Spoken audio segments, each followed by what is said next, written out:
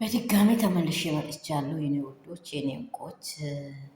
በጣም ነው የገረመኝ፣ በጣም ገረመኝ በእውነት ልጅ ላይ እንደዚህ ስቅስቅ ብላ ስታለቅስ እምባዋን እንደዚህ ዝፍዝፍ ስታደርግ ከእሷ የወለደ ሰው አይመስልም።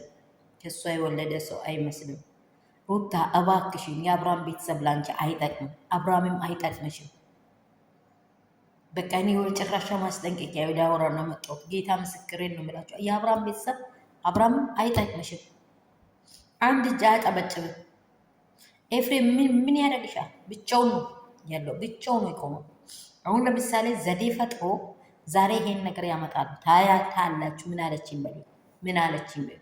እሷ ራሷ ጋር ነው ያለው ብሎ እሷ ወጣ ስትል ልጅቷን ሞግዚቷ ጋር አምጥቶ ያመጡን ይሰጡና እንዳታወሪ እንገልሻለን ይሉና ያስጠነቅቋታል። ይቺ ሞግዚቷ ወይስ የአብርሃም ቤተሰብ ናት? የት ናት? አንደኛ እሱ ይፈተሽልኝ። ሁለተኛ ደግሞ ልጅቷን አስጠንቅቆ አምጥቶ ይሰጧታል። ሩታ ወጣ ትላለች አይደለም፣ ፍላጋ አምጥቶ ያስቀምጣል። ዴብ ተሰውሯል። አቅጣጫውን አጥፍቶ ድፍ ብሏል። ደግሞ ቡዜ ስልኳን ዘግታ በራሷ ጊዜ ገና በኢየሱስ ስም 40 ሜትር እየጮች መጣች። 40 ሜትር ተሰሚነት የሌለ ጨዋት እና ቅሻልና ምን አይነት ሰው እንደሆንሽ መጀመሪያ ማን እንደሆንሽ እባብ መርዙን ከተፋ በኋላ እባብነቱ ያው የሚሆኑ መርዙ ነው ዋናው።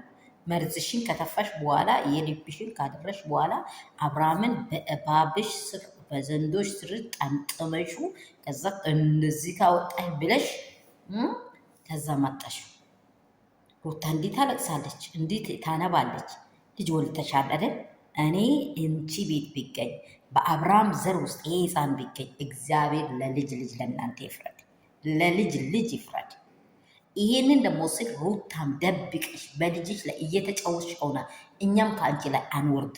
የምር ነው ምላችሁ፣ የምር የምር ትናንትና ፍቅር ላይ የሰራሽውን ሴራ ስለሰራሽ እወጣልሻለሁ ብሎ እየሆነ ከሆነ እንደሱ ድራማ እየሰራች ነው ብሎ ከሆነ አንቺም ቢሆን አንበቃሽ። የምር ነው የምልሽ።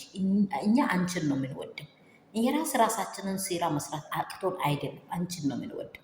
ስለዚህ አንቺም ይሄንን ሀቅ እንዲወጣ ከፈለግ ከነዚህ ሰዎች ራቂ። በህጋዊ መንገድ ክሰሻቸው። ምንድን ነው ማትከሻቸው?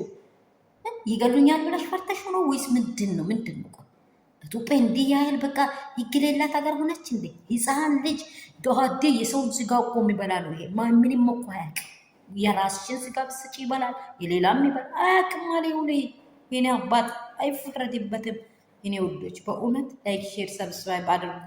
ኢትዮጵያ በጣም ዩቱብ አዲስ ህግ አምጥቷል። እባካችሁ ቶሎ ብላችሁ ሞኔታይዝ አድርጉኝ። ኧረ የኔ ወዶች ወዳችኋለሁ። ሼር አድርጉ፣ ሰብስክራይብ አድርጉ፣ ላይክ አድርጉ። ወዳችኋለሁ። በጣም ነው ውስጤ የተነከ ሊውሌ በእውነት ይሄ ምንም ያላወቀ ድንቡሽቡሽ የኔ አባት የት ነው ያለው? ማን ነው የሰወረው? ከእናቱ ብብት አውጥቶ። አረ ስራቸው ይፍረስ። የምር እኔ በእውነት በጣም ተናደድኩኝ። አብርሃምና የአብርሃም ቤተሰብ ለአንቺ 1 እና 2 እያወራው ነው። አይጠቅሙሽም። ወልደሻል አይደለም? ከዚህ በፊት እኔ ነኝ ለትዳርሽ ዋጋ እየከፈልሽ ነው ያልኩት። እነዚህ ሰዎች ቢከፈል የማይገባቸው ብጮ የማይገባቸው። አብርሃም ደንዝዟል፣ በቃ ደንዝዟል። የበለጠውም ደግሞ እዛ ጋር ተገናኘ ቢሶበት ቁጭ ብሏል። በቃ መርዛሙ አውሬ እዛ ጥምድ አድርጎ ይዞታል አይደለ? በቃ እዛ ጋር ተያዘ በቃ።